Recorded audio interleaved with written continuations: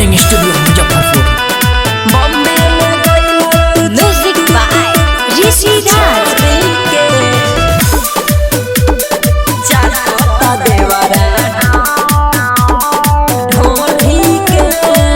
बोला ये धन तोहर क्या बाटे हाल, काहे के फोन हमके कोइलू तत्काल, कोई प्रॉब्लम नहीं बा कोइलू तत्काल। बोला ये धन तोहर क्या बाटे हाल, काहे के फोन हमके कोइलू तत्काल। नाम तरीका काहे लटकल बा मुंह हमरा गोरी के, का बताई।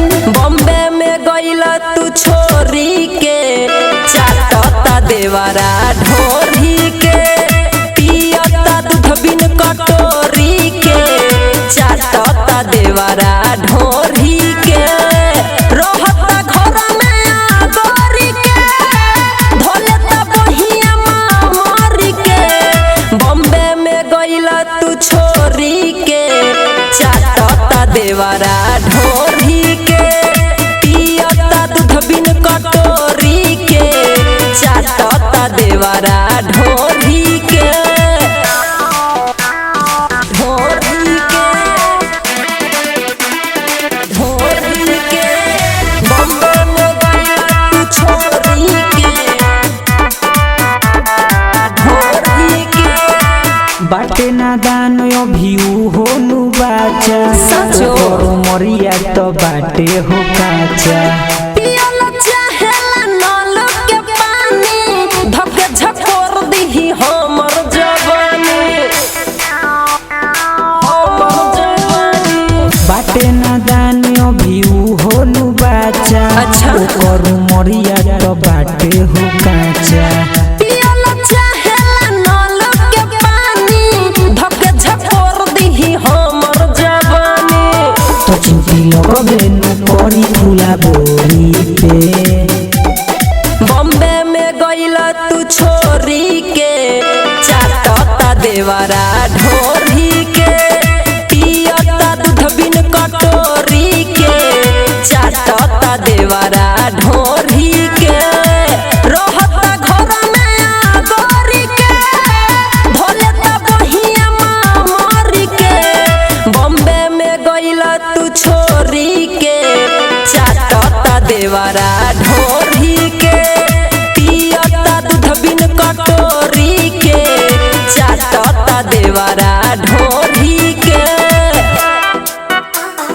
ढोरी के, ढोरी के।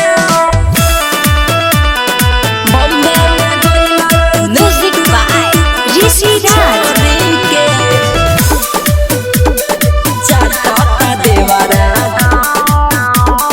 ढोरी के।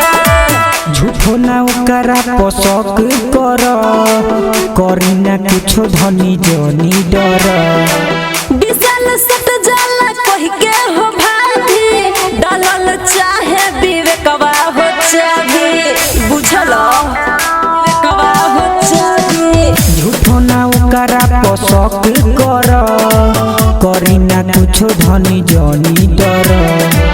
बिसल सट जाला कहि के हो भाभी, डालल चाहे विवेकवा हो चाभी।